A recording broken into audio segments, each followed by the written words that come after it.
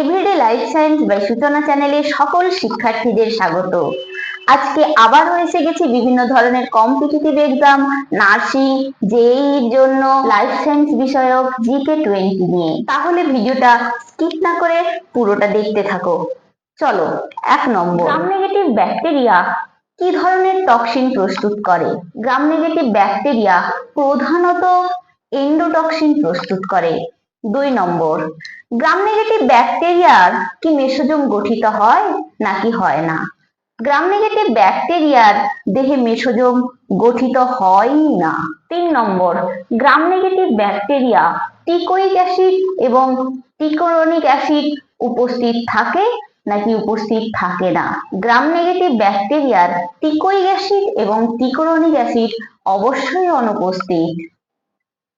4 নম্বর, gram negative bacteria কি ধরনের অ্যান্টিবায়োটিকে সংবেদনশীল? গ্রাম নেগেটিভ ব্যাকটেরিয়া স্ট্রেপ্টোমাইসিন, টেট্রাসাইক্লিন এই ধরনের অ্যান্টিবায়োটিক গুলোতে সংবেদনশীল। 5 নম্বর, কোষ প্রাচীর যা দেখা যায় উদ্ভিদ কোষে, ওই কোষ প্রাচীরের প্রধান উপাদান কি? কোষ প্রাচীর বা সেল ওয়াল যা দেখা যায় উদ্ভিদ কোষে, এই কোষ প্রাচীর বা সেল ওয়ালের প্রধান উপাদান হলো সেলুলোজ। 6 নম্বর, কোষ প্রাচীর গঠনে কোন দুটো কোষীয় অঙ্গাণু বিশেষভাবে সাহায্য করে? কোষ প্রাচীর গঠনে এন্ডোপ্লাজমিক রেটিকিউলিয়াম এবং গলগি বডি বিশেষভাবে সাহায্য করে। 7 নম্বর, ছত্রাকের কোষ প্রাচীর বা সেল ওয়ালের প্রধান উপাদান কি? ছত্রাকের কোষ প্রাচীর বা সেল ওয়ালের প্রধান উপাদান হলো কাইটিন। 8 নম্বর, পাতার আবরণী কোষের প্রাথমিক প্রাচীরের প্রধান উপাদানটা কি তাহলে? পাতার আবরণী কোষের প্রাথমিক উপাদান হলো কিউটিন। কাইটিন এবং কিউটিনের মধ্যে তাহলে আশা করি তফাৎটা বুঝতে পারলে। এবার আসছি 9 নম্বর, এই কিউটিন যা পাতার আবরণী কলার প্রাথমিক প্রাচীরের প্রধান উপাদান, এই কিউটিনের কাজ কি? এই কিউটিনের কাজ হলো বাষ্পমোচনের হার কমাতে সাহায্য করা, বা এই কিউটিন বাষ্পমোচনের হার কমাতে সাহায্য করে। 10 নম্বর, প্রগৌণ প্রাচীর বা টারশিয়ারি সেল ওয়াল দেখা যায় কাদের ক্ষেত্রে? প্রগৌণ প্রাচীর বা টারশিয়ারি সেল ওয়াল দেখা যায় স্ট্রেস টলারেন্ট ব্যক্তবীজী উদ্ভিদের ক্ষেত্রে। মূলত ওই ব্যক্তবীজী উদ্ভিদগুলিকে কাষ্ঠল প্রকৃতির হতে হবে। এবার আসছি 11 নম্বর, প্রগৌণ প্রাচীর বা টারশিয়ারি সেল ওয়ালের মুখ্য উপাদান কি?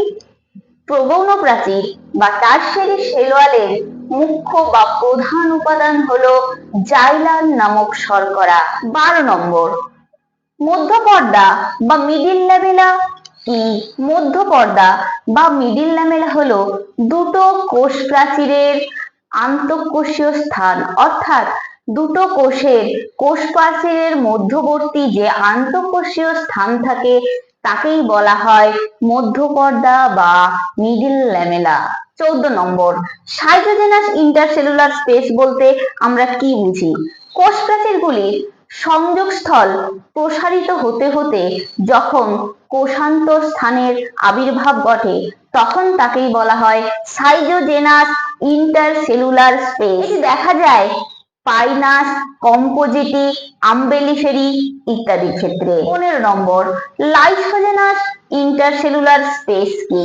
সমগ্র কোষের বিনষ্টের ফলে যখন কোষান্তর স্থানের আবির্ভাব ঘটে তখন তাকে বলা হয় লাইসোজেনাস ইন্টারসেলুলার স্পেস। এটি দেখা যায় কতিপয় জলজ উদ্ভিদের কাণ্ড, ইউক্যালিপটাস, লেবু ইত্যাদির ক্ষেত্রে। 16 নম্বর, ইউনিট মেমব্রেন থিওরি বা একক পর্দা মডেল কে আবিষ্কার করেন? ইউনিট মেমব্রেন থিওরি বা একক পর্দা মডেল আবিষ্কার করেন বিজ্ঞানী রবার্টসন। 17 নম্বর, ফ্লুইড মোজাইক মডেল বা তরল মোজাইক মডেল কে প্রথম আবিষ্কার করেন? এই ফ্লুইড মোজাইক মডেল বা তরল মোজাইক মডেল প্রথম আবিষ্কার করেন ক্যালিফোর্নিয়া বিশ্ববিদ্যালয়ের বিজ্ঞানী সিঙ্গার এবং নিকলসন। 18 নম্বর, উদ্ভিদ কোষের মাইটোজেন গুলি কি কি? উদ্ভিদ কোষের মাইটোজেন হলো প্রধানত সাইটোকাইনিন। 19 নম্বর, প্রাণী কোষের মাইটোজেন গুলো কি কি? প্রাণী কোষের মাইটোজেন গুলি হলো EGF, epidermal growth factor, PDGF, platelet derived growth factor ইত্যাদি। 20 নম্বর, মাইটোটিক পয়জন গুলো কি কি? মাইটোটিক পয়জন গুলি হলো সায়ানাইড, কলচিসিন, অ্যাজাইড ইত্যাদি। তাহলে ভিডিওটি আজকে এখানেই শেষ করলাম। ভিডিওটি ভালো লাগলে লাইক, শেয়ার, সাবস্ক্রাইব করে নিচে থাকা কমেন্ট বক্সে কমেন্ট করে দিও এবং পাশে থাকা বেল আইকনটি প্রেস করে দিও যাতে পরবর্তী নোটিফিকেশন তোমাদের কাছে পৌঁছে যায়। ধন্যবাদ।